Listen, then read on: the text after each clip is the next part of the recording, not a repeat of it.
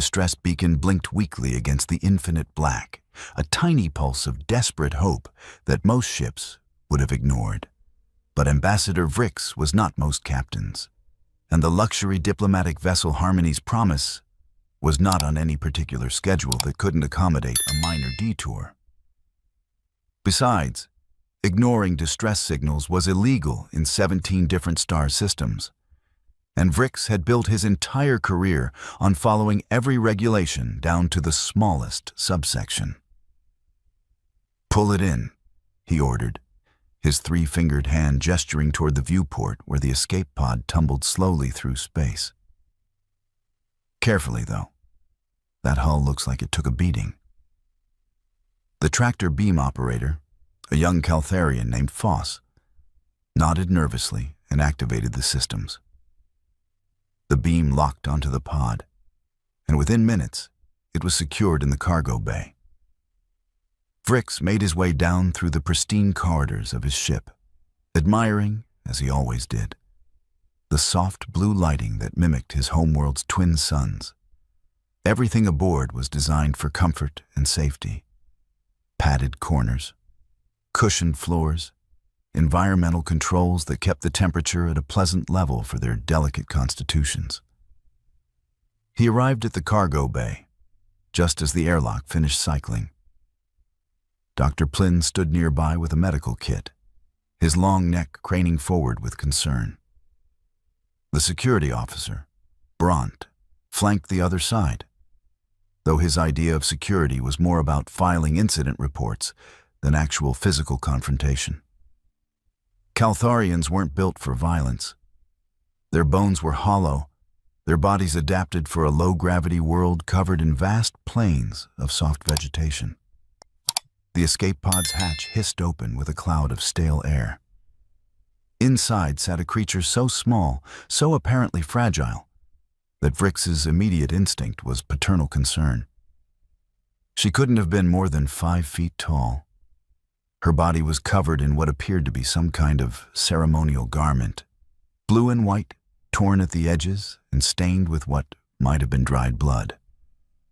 Dark hair fell around a face that was startlingly expressive, with 2 forward-facing eyes that locked onto the Caltharians with an intensity that made Vrix slightly uncomfortable.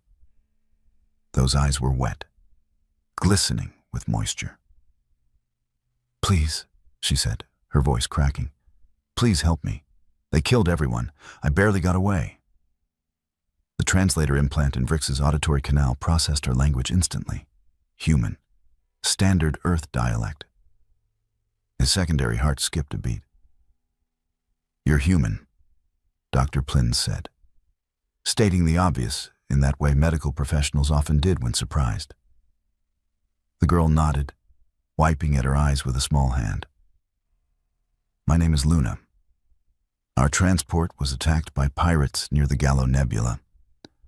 I hid in the maintenance shaft until I could reach the escape pod. I've been drifting for, I don't know how long, days maybe." The chronometer stopped working. She tried to stand, wobbled, and nearly collapsed. Bront surged forward to catch her, his own lanky frame barely managing to support her weight. Which was odd, actually, because she looked like she weighed almost nothing. "Easy, young one," Vrix said, switching to his most soothing diplomatic tone. "You're safe now. We'll get you fed, cleaned up, and contact your people immediately." Luna looked up at him with those unsettling forward-facing eyes. Predator's eyes, some distant part of his brain whispered, and smiled weakly. "Thank you. Thank you so much. I thought I was going to die out there." Dr. Plynn scanned her with a handheld medical device, frowning at the readings. Minor dehydration, some bruising. Overall, remarkably healthy considering the circumstances. "Can you walk?"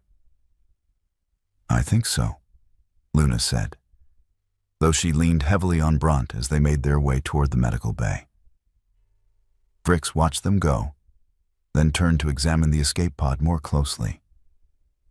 The hull was indeed damaged, scarred with what looked like weapons fire. Carbon scoring along the sides, a jagged tear near the propulsion unit. Her story checked out, at least superficially. Still, something nagged at him. Humans were from a restricted world. Category 10 Deathworld, if he remembered correctly. The Galactic Council had very specific protocols about contact with species from such extreme environments. But those protocols were based on the assumption that humans were dangerous, violent, aggressive. This girl? She looked like she might blow away in a strong breeze. He pulled out his datapad and began composing a message to the nearest council station. They'd want to know about this. In the medical bay, Luna sat obediently on the examination table while Dr. Plynn fussed over her with instruments that beeped and hummed. She answered his questions politely, describing her journey from Earth's education colony on Tranquility Station, the sudden attack, the screaming, the chaos. "Were you injured during the attack?" Plynn asked, his large eyes filled with concern. Luna held up her arm, showing him a long scratch along her forearm. "Just this. I scraped it climbing through the maintenance shaft. It was really narrow." Plynn applied a healing gel that would have closed a Caltharian wound in a few hours. "Keep that covered. And rest, please. Your body has been through significant trauma." "I will," Luna promised, her voice small and tired. "Do you have any food? I'm really hungry. I haven't eaten since before the attack." Bront, who had been standing guard by the door, perked up. "Oh, of course. I'll get you something from the galley. We have plenty of provisions. What do humans eat? Vegetation? Fruits?" Luna hesitated, and for just a moment, something flickered across her face, something that might have been amusement. But it vanished so quickly that Bront wondered if he'd imagined it. I'm not picky," she said. "Whatever you have is fine." Bront hurried off, leaving Luna alone with the doctor. Plynn continued his examination, muttering to himself about bone density readings that seemed impossibly high. Must be a calibration error, he decided. The equipment wasn't designed for human physiology. "Doctor?" Luna asked softly. "How long until we reach a station where I can contact my family? They must be so worried." Plynn's expression softened. Poor child. Alone, frightened, separated from her pack. 3 days to the nearest major hub. But don't worry. You're safe here. The Harmony's Promise is a diplomatic vessel. Nothing bad happens on ships like this. Luna smiled at him, and her teeth were very white. "That's good to know. Thank you for being so kind." Bront returned with a tray of food, standard Caltharian fare. Soft vegetables, protein paste, some fruit that looked like purple spheres. Luna looked at it, looked at Bront, and her stomach made a sound like a small engine growling. "Sorry," she said, actually blushing. "I'm really hungry." She ate everything on the tray.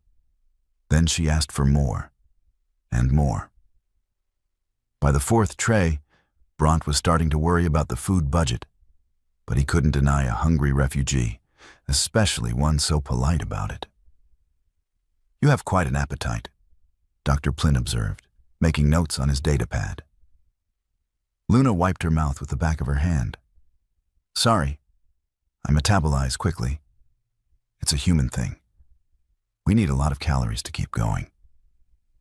That, at least, made sense to Plynn. She was from a high-gravity world. Her body probably burned energy at an extraordinary rate just to move around. He updated his medical notes accordingly. After she finished eating, they showed her to the guest quarters. A small but comfortable room with a bed designed for visiting dignitaries. Luna looked around with apparent wonder, touching the soft walls, testing the mattress. "This is amazing," she breathed. Thank you. Thank you all so much. Vrix, who had arrived to check on their guest, felt his concerns melting away. She was just a child, a frightened, grateful child who'd survived something horrible. Yes, humans were from a death world, but that didn't make them all dangerous. That would be prejudice, and prejudice had no place in diplomatic service. Rest well, Luna, he said. Tomorrow we'll start the process of getting you home. Luna nodded, climbed into the bed, and pulled the covers up to her chin. She looked even smaller like that, dwarfed by the oversized furniture. The three Caltharians left, the doors sealing behind them with a soft hiss. In the hallway, Bront let out a relieved breath. Poor thing. Can you imagine being that alone? That's scared. She's remarkably resilient, Plynn said. Her vital signs are strong. No signs of psychological trauma, which is unusual, but perhaps humans process fear differently. Vrix nodded, already thinking about the commendations he'd receive for this rescue. Let's maintain standard watch rotations. And someone should monitor the distress channels in case there are other survivors from her transport. They dispersed to their various duties, confident in their kindness, proud of their compassion. Behind the sealed door, Luna waited until she heard their footsteps fade. Then she sat up in bed, and the scared expression melted off her face like a mask being removed. She examined the scratch on her forearm. It had already stopped bleeding, the edges beginning to knit together. By morning, there wouldn't even be a scar. Luna lay back down, staring at the ceiling, calculating. 3 days to a major hub, 3 days to figure out her next move. The pirates would be tracking the escape pod signature. They'd come. They always came. And when they did, well, these kind, fragile aliens were about to learn what evolution on Earth actually meant. But for now, she'd play the part they expected. Small, weak, helpless. It was, after all, what she did best. The first incident happened during breakfast. Luna had wandered into the galley, where most of the crew took their morning meal, still wearing the oversized sleeping garment they'd provided. She looked rumpled, young, harmless. Bront waved her over enthusiastically, gesturing to the seat beside him. "Good morning. How did you sleep?"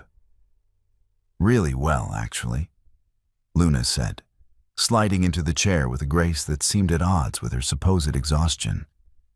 "Best sleep I've had in weeks." Foss, the tractor beam operator, pushed a tray toward her. Standard morning rations, soft grain paste, vitamin supplements, hydration gel. Luna looked at it, then looked around the galley. "Do you have anything else?" she asked. "Like meat? Protein?" The entire table went quiet. "Meat?" Foss repeated, his voice pitching higher. "You mean animal tissue?" Luna blinked at him. "Yeah, I'm an omnivore. I need protein to function properly." Dr. Plynn, sitting across the table with his own morning supplements, cleared his throat awkwardly. "We have emergency rations in storage for carnivorous species. But those are, well, they're not meant for general consumption. The protein chains are quite aggressive. They can cause severe digestive distress in most civilized species." "Can I try them?" Luna asked, her tone perfectly innocent. "I'm really, really hungry. Yesterday's food was nice, but I'm still feeling weak." Bront exchanged glances with Plynn, who shrugged helplessly. "I suppose it wouldn't hurt to let her try. If she's genuinely omnivorous, her system might handle it." 5 minutes later, Luna was tearing into a ration pack that made the Caltharians collectively queasy just to look at. Dense protein blocks, preserved in a solution that smelled vaguely of sulfur. She ate 3 packs while the crew watched in horrified fascination. "Delicious," she said, licking her fingers. "Do you have more?" The second incident happened that afternoon. Dr. Plynn had asked Luna to return to the medical bay for a follow-up examination. He wanted to ensure the scratch on her arm was healing properly. When she arrived and rolled up her sleeve, the wound was gone. Completely. Not even a scar remained on the smooth skin. Plynn stared at his medical scanner, then at her arm, then back at the scanner. This is impossible. That wound was deep enough to require tissue bonding. You should have a mark for at least a week. Luna examined her arm with apparent surprise. Oh, yeah, we heal fast. Humans, I mean. It's normal for us. Normal? Plynn repeated faintly. He began running more detailed scans, and with each result, his concern deepened. Her bone density was off the charts. Her muscle fiber composition showed redundancy that shouldn't exist. Her cardiovascular system included what appeared to be backup pathways. Luna, he said slowly, what exactly is Earth like? Your homeworld? She thought about it, tilting her head. Hot, cold, wet, dry. Depends where you are, really. Lots of weather. Lots of things that want to eat you. We're pretty adaptable. Things that want to eat you, Plynn echoed, feeling faint. Well, yeah, predators. We've got big cats, bears, sharks, venomous snakes, spiders, jellyfish, crocodiles, wolves.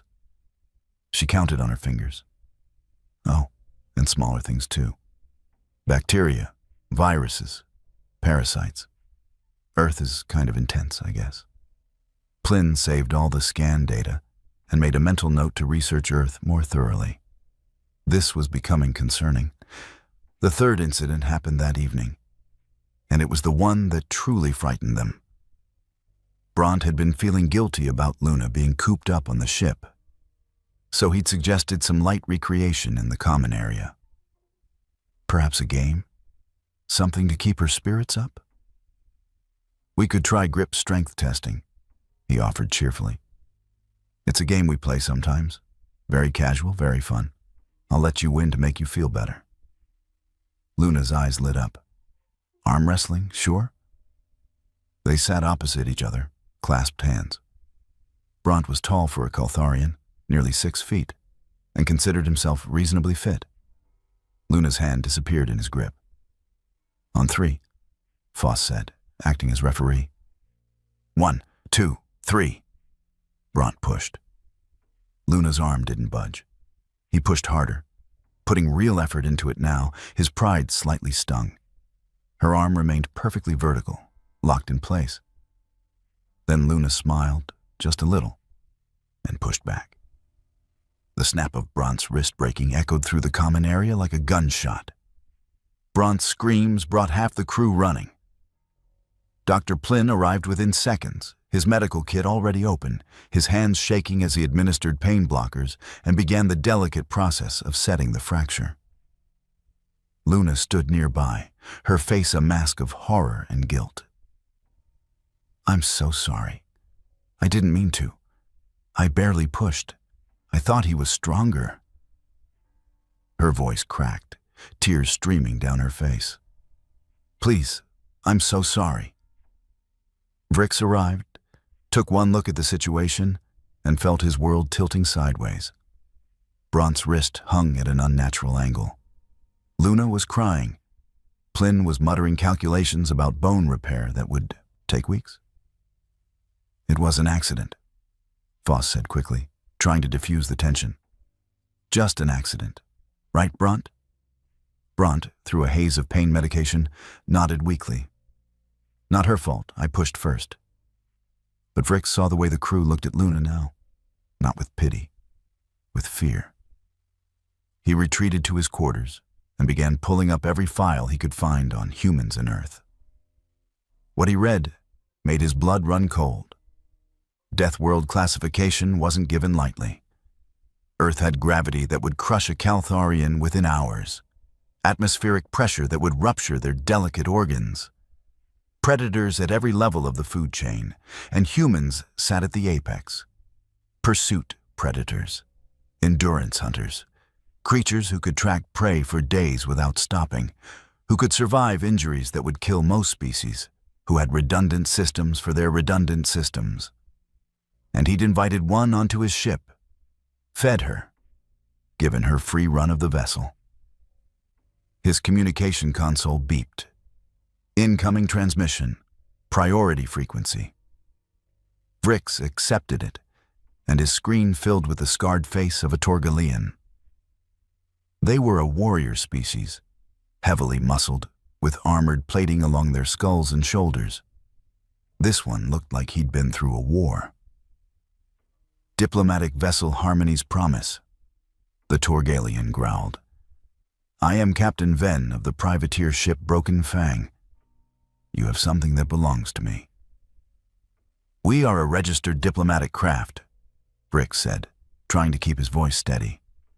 We operate under council protection. Whatever you think we have, I assure you this is a mistake. Ven's laugh was not pleasant. No mistake, Ambassador. You picked up an escape pod 2 days ago. Inside was a human female, young, wearing a blue and white garment. I want her back. Vrix felt ice forming in his stomach. The girl is a refugee, survivor of a pirate attack. We're transporting her to safety. Is that what she told you? Ven leaned closer to the screen, and Vrix could see deep claw marks across his face. Recent ones. Let me tell you what she really is, Ambassador. That girl killed 17 of my crew. 17. She was a prisoner in our fighting arena, and she tore through trained warriors like they were nothing. When she escaped, she sabotaged our weapons systems, our life support, and our navigation. It took us 2 days to repair enough to track her pod. You're lying, Vrix said, but his voice shook. Am I? Ask her about the arena. Ask her how many fights she won. Ask her why a schoolgirl knows 73 different ways to kill with her bare hands. Ven's smile was vicious. We're boarding your ship in 10 minutes, Ambassador. Surrender the human, and we'll let your crew live. Resist, and we'll take her anyway. But you won't be around to file a complaint. The transmission cut out. Vrix sat in silence for exactly 5 seconds. Then he hit the ship-wide intercom. All crew to secure positions. We are about to be boarded by hostile forces. This is not a drill. He stood, legs shaking, and made his way to the guest quarters where Luna was being monitored. When he arrived, she was sitting on the bed, perfectly calm. The tears were gone. The frightened child act had vanished. She looked up at him with those predator's eyes and spoke in a voice that was flat, cold, and utterly devoid of the sweetness she'd displayed before. They're here, aren't they? Vrix could only nod. Luna stood, rolling her shoulders, cracking her neck. The sound made Vrix flinch. Where do you keep the tools? Tools? Vrix repeated, his voice barely a whisper. What do you need tools for? Luna looked at him, really looked at him, and the ambassador finally understood what it meant to be prey. Those forward-facing eyes weren't just for show. They were designed to track movement, to calculate distance, to lock onto targets with terrifying precision. Because, Luna said slowly, as if explaining something to a child, I don't have any weapons, and I'd rather not kill them all with my bare hands. Too messy. Your crew would probably be traumatized. Kill them? Vrix felt his legs go weak. You can't. We don't. Violence isn't the answer. We can negotiate. We can call for council support. Luna walked past him to the door, which slid open with a hiss. Ambassador Vrix, those pirates tortured me for 3 weeks. They made me fight in their arena against creatures twice my size. They fed me scraps and shocked me with pain sticks when I didn't perform well enough. They killed people in front of me to prove they were serious. Her voice dropped to something dangerous. I barely escaped by pretending to be weaker than I am, by acting broken until they got careless. Do you really think I'm going back there? But you're just a child, Vrix protested. I'm 17, Luna corrected. That's nearly adult by human standards. And I've been taking martial arts since I was 5, survival training since I was 10, and combat courses since I was 14.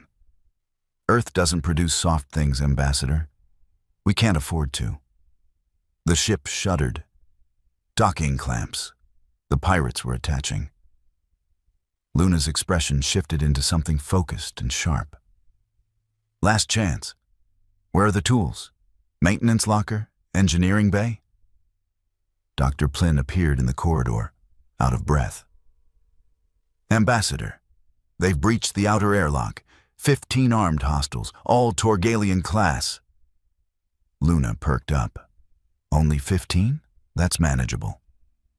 Manageable. Plynn's voice cracked. They're Torgalians. Each one masses twice what you do. They have natural armor plating. Yeah, Luna said, and smiled. It was not a nice smile. It was the smile of something that had survived on a world where everything wanted to kill it, and had learned to smile while doing the killing first. But I'm from Earth. She spotted a maintenance panel on the wall and pried it open with her fingers, the metal bending under her grip. Inside were standard ship repair implements, a plasma torch, a hydraulic wrench, a pry bar. Luna selected the wrench, testing its weight, spinning it once in her hand. This'll work. You all should hide. Lock yourselves in the medical bay. It has reinforced doors. What are you going to do? Vrix asked, though part of him already knew the answer. What humans do best, Ambassador. I'm going to survive. The Caltharian crew huddled in the medical bay, the doors sealed, watching through the security feed displays that Dr. Plynn had pulled up on every available screen. They couldn't look away, even though every instinct screamed at them to close their eyes. Luna moved through the ship's corridors like water, like shadow, like something that had no right to move that smoothly in standard gravity. The pirates were spreading out, searching room by room, weapons drawn. They were professional, coordinated, dangerous. It didn't matter. The first pirate rounded a corner near the cargo bay, and Luna dropped from an overhead maintenance shaft she'd somehow climbed into. The hydraulic wrench caught him across the temple with a sound like a hammer hitting stone. His armor plating cracked. He went down hard. 1, Luna said softly, dragging the body into a storage closet. The second and third came as a pair, covering each other's backs like trained soldiers. Luna waited until they passed her hiding spot behind a support beam, then stepped out behind them. The wrench caught the first one's knee, shattering it backward. As he fell, she grabbed his weapon, a plasma rifle far too large for her frame, and used it to block the second pirate's return strike. Then she kicked him. Just kicked him, a simple front kick to the chest. He flew backward into the wall hard enough to dent the metal plating. 3, Luna counted. In the medical bay, Foss made a sound like he was going to be sick. That's not possible. She's too small. The physics don't work. Deathworld, Plynn whispered, his eyes glued to the screen. High gravity. Her muscle density must be the force ratios. She's operating in what's essentially low gravity for her physiology. On screen, Luna had acquired a second weapon from the unconscious pirate. She checked its charge, nodded to herself, and continued moving through the ship. The next group she encountered was 4 pirates moving in formation. She didn't hesitate, didn't warn them, just opened fire from an elevated position, using the ship's architecture to her advantage. 2 went down immediately. The other 2 took cover and returned fire. But Luna was already moving, already flanking, already 3 steps ahead of where they expected her to be. She came at them from above again, dropping down with a wrench in one hand and a plasma pistol in the other. The fight lasted maybe 10 seconds. It was brutal, efficient, and utterly one-sided. 7, Luna said, breathing only slightly harder. Captain Venn had made it to the bridge, holding Vrix at gunpoint while his remaining crew searched the ship. His communication device crackled. "Captain, we've lost contact with 7 teams. Something's wrong. We're taking casualties." Venn's expression darkened. "Find the girl. Now." "Captain, I think the girl is finding us." A scream echoed through the ship's communication system. Then silence. Then another scream, cut short. Venn's grip tightened on his weapon. "Impossible. She's one human. You're trained warriors." "Captain, whatever she was in that arena, she's worse now. She's using the ship against us, using tactics we've never seen. We need to abort. We need to—" The line went dead. Venn looked at Vrix. "What kind of monster did you pick up?" Vrix, despite the weapon pointed at his head, felt a strange surge of pride. Not a monster, a human. The bridge doors exploded inward. Luna stood in the doorway, covered in scorch marks and dents, but very much alive. She'd lost the wrench somewhere, but held 2 plasma rifles now, one in each hand. Her school uniform was torn beyond recognition. Her hair was wild. Her eyes were absolutely calm. "Hello, Venn," she said quietly. "Miss me?" Venn swung his weapon toward her, but Luna was faster. She shot the gun out of his hand, the blast precise enough to destroy the weapon without harming Vrix. Then she walked forward, slowly, deliberately. "You made me fight for entertainment. You hurt people weaker than you because you could. You thought humans were just another species you could bully." She stopped 3 feet away from him. "Do you know what we did to every other predator on Earth that challenged us for dominance?" Venn, for the first time in his violent life, felt genuine fear. "We won," Luna said simply. "Every single time. We won." She didn't kill him. That surprised everyone, especially Venn. Instead, she disabled him with efficient strikes to nerve clusters, tied him up with power cables from the damaged bridge console, and did the same to his remaining crew members who had surrendered when they saw what happened to their captain. When it was over, when 15 Torgelian pirates lay unconscious or restrained throughout the ship, Luna returned to the medical bay and knocked politely on the door. "It's safe now," she called. "You can come out." The door opened slowly. The Caltharian crew emerged, staring at her like she was something from mythology. Luna wiped sweat from her forehead and smiled sheepishly. And suddenly, she looked like a teenage girl again. Tired, a bit embarrassed, very human. "Sorry about the mess," she said. "I'll help clean up." 3 days later, at the station, Luna prepared to disembark. The pirates had been turned over to Council security. Brant's wrist was healing nicely in an accelerated cast. The ship's damage was being repaired. Ambassador Vrix walked Luna to the airlock, carrying the report he'd spent 2 days writing and rewriting. "I've updated the human contact protocols," he said. "With your permission, I've included what happened here." Luna nodded. "That's fair. People should know what we're capable of. But Ambassador, you should also tell them this." She looked up at him with those intense eyes. "Humans are dangerous, yes. We evolved on a world that tried to kill us every single day. We're strong, we're persistent, we're aggressive when threatened. But we're also loyal. We protect those who show us kindness. You could have thrown me off the ship when you found out the truth. But you didn't. You helped me. And because of that, I made sure none of your crew got hurt." She held out her hand, a human gesture Vrix had learned meant friendship. He took it carefully, mindful of the strength hidden in those small fingers. "Safe travels, Luna of Earth." "Safe travels, Ambassador Vrix of Kalthar." She walked through the airlock and disappeared into the station crowds. Just another teenager heading back to finish her education.